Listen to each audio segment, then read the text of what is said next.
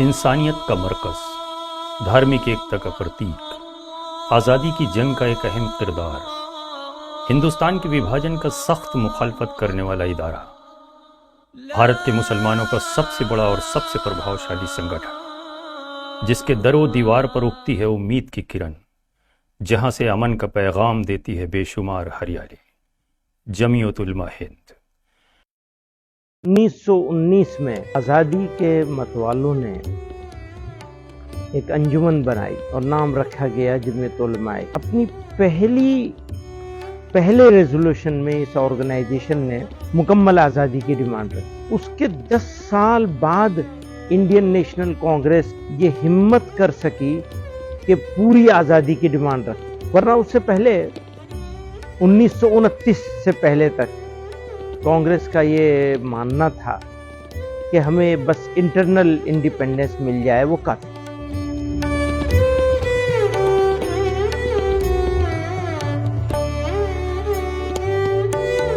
ऐतिहासिक दिल्ली की ऐतिहासिक इमारतों के बीच बहादुर शाह जफर मार्ग ITO चौराहे पर स्थित जमीयत उलमा हिंद की इमारत हिंदुस्तान की आज़ादी का इतिहास बखूबी बयां करती है। जमीयत उलमा हिंद के गठन का मुख्य उद्देश्य मुसलमानों को धार्मिक नेतृत्व प्रदान करना है। बाद में इसे और विस्तार किया गया और अब जमीयत का विजन इस्लामिक मान्यताओं और पहचान की रक्षा करना, इस्लाम की शिक्षा को बढ़ावा देना है। देश में सामाजिक भाईचारा और मुसलमानों के रहनुमाई के लिए बनाई गई संस्था जमीयत उलमा हिंद के आज 1 करोड़ से ज्यादा मेंबर और 1700 से ज्यादा ब्रांचें हैं। प्रकृति के लिए प्रेम अगर देखना है तो ये इमारत आपको निराश नहीं बल्कि तरोताजा कर देगी।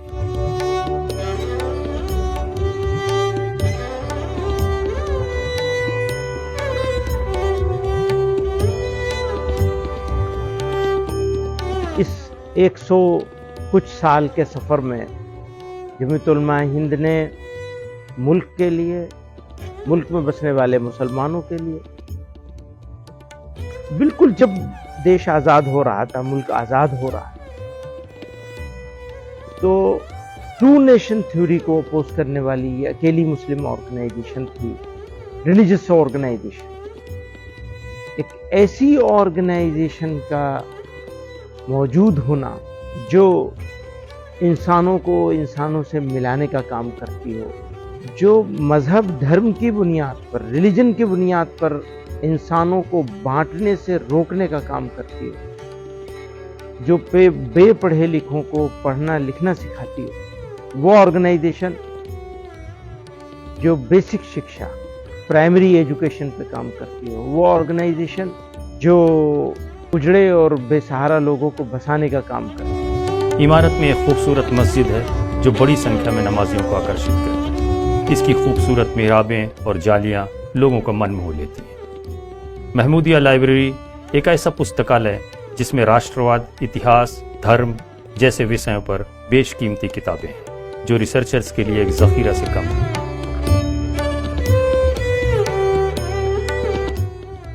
ये लाइब्रेरी हमारी जो महमूदिया लाइब्रेरी जहाँ है, आप देख रहे हैं हजारों किताबों का यहाँ अल्हम्दुलिल्लाह हर एतबार से फन्नी किताबें, तारीख के एतबार से, मजहबी किताबें हर मजहब के एतबार से, अखबारात के वो रसायल, जब से अल-जमीयत अखबार शुरू हुआ था 100 साल पुराना जमीयत उलमा हिंद के क़याम से ये यहाँ मौजूद है।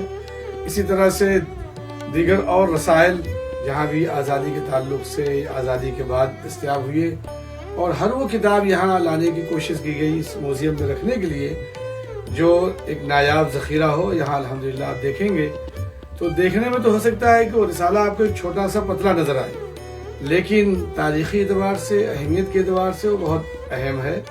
इस वजह से ये लाइब्रेरी भी उसी नाम से, जिन्होंने इस मुल्क में इनकलाब बर्पा किया, इस मुल्क की आज़ादी उन्हीं की कोशिश से हासिल हुई, और उन्हीं के लोगों ने गांधी जी को महात्मा गांधी के खिताब दिया 1920 अमृतसर के अपने अधिवेशन में। तो ये महमूदिया लाइब्रेरी है हमारी। इसके अंदर बहुत सारे स्कॉलर्स जो रिसर्च के ताल्लुक से आते हैं, यहाँ आकर के तहकीक करते हैं, चाहे वो मजहबी रिसर्च हो या सियासी रिसर्च हो या इसी तरह से तारीखी हो, तो मुख्तलिफ पहलुओं पर चूँकि किताबें अल्हम्दुलिल्लाह मौजूद हैं, तो लोग आते हैं यूनिवर्सिटियों से, कॉलेजों से बच्चे यहाँ आकर के देखते हैं, रहते हैं, पढ़ते हैं और इन चीज़ों से फ़ायदा उठाते हैं। लेकिन जो चीज़ सबसे ज़्यादा आकर्षित करती है वह है इसका संग्रहालय, जो छोटा तो है लेकिन भारत के स्वतंत्रता संग्राम, अटूट राष्ट्रवाद और धार्मिक एकजुटता का इतिहास बताने के दृश्य से बहुत बड़ा है। यह आपको मानवता, सहनशीलता और शांति सिखाता है। जमीयत उलमा हिंद की शुरुआती इमारत बल्ली मारान में अभी भी मौजूद है, जहां से फिलहाल अल जमीयत अखबार का काम होता है। जमीयत उलमा हिंद का बहुत ही पुराना और तारीखी इदारा है। ये बिल्डिंग जो बहुत पुरानी है और ये इदारा भी बहुत पुराना है। जमीयत के नाम से नशो शाह का काम यहाँ से अंजाम दिया है। मुजाविज और फैसले जो 1919 से लेकर के अब तक जो फैसले हुए हैं, किन किन मौजू पर जमीयत उलमा हिंद ने बहस की है, तजावीज लाया है मुल्क के मुतालिक और पूरे हिंदुस्तान से मुतालिक या बाहर मुल्क से मुतालिक जो भी तजावीज आई है, तमाम तजावीज को मौलाना यासीन जहाजी साहब ने यकजा करके मुरतब किया है। ये वो किताब आपके सामने है। हमारे कायद हज़रत मौलाना सैयद महमूद असद मदनी साहब जमीयत उलमा हिंद की हिदायत पर यह किताब को शाये किया गया है। वहीं किफ़ायत डायग्नोस्टिक सेंटर भी है, जिसमें कम पैसों में टेस्ट किए जाते हैं।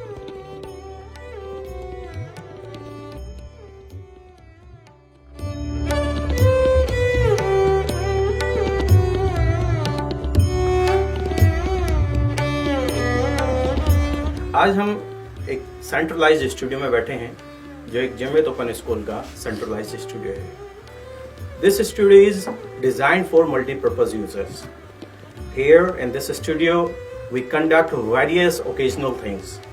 अगर हम बात करें स्टूडियो के बारे में, तो मुल्क भर से जो इस स्टूडियो को कनेक्ट किया जाता है और यहाँ इसको मल्टीपर्पज के लिए यूज किया जाता है। वन ऑफ दैम इज, उनमें से एक वो ये है कि फॉर डेली पर्पज क्लासेस, रोजाना की क्लासेस कंडक्ट की जाती हैं। इसी के साथ साथ इधर से सेटअप है जो कि इंटरव्यू सेटअप्स है, और इसी के साथ साथ panel discussions with audience can be conducted here. एक प्रोफेशनली सेंट्रलाइज्ड स्टूडियो को डिजाइन किया गया है ताकि हमारे मुल्क भर के तलबा, स्टूडेंट्स इससे फायदा उठा सकें, और जो हमारे प्रोफेशनल टीचर्स हैं, लेक्चरर्स हैं, प्रोफेशनल्स हैं, वो यहाँ से अपने सेशंस को कंडक्ट करते हैं और पैन इंडिया कवरेज के साथ इसका एक बहुत बड़े पैमाने पर यूज किया जाता है। और इससे अलग अलग तरह से इसको हम मल्टी डायमेंशनल चीजों पर यूज कर सकते हैं, और इसका फायदा मुल्क भर में हो रहा है और इसको बहुत ही अच्छी तरह से सराहा जा रहा है। हिंदुस्तान की तरक्की, मुसलमानों की शिक्षा और विकास और राष्ट्रीय एकजुटता के लिए जमीयत उलमा हिंद के कई डिपार्टमेंट्स हैं, जैसे जमीयत ओपन स्कूल, जमीयत तालीमी board, Jamiat youth club, Jamiat model ए विलेज, जमीयत हलाल ट्रस्ट, जमीयत लीगल सेल, अल्पसंख्यकों के लिए न्याय एवं सशक्तिकरण विभाग जिसको जेएम बोलते हैं, जिम। जमीयत उलमा हिंद के मौजूदा सदर मौलाना महमूद असद मदनी अपने दूरदर्शी नेतृत्व से संगठन को नई ऊंचाई और गौरव की ओर ले जा रहे हैं। 1919 में जो सफर शुरू हुआ था वो अब और तरक्की और ताकत के साथ आगे बढ़ रहा है।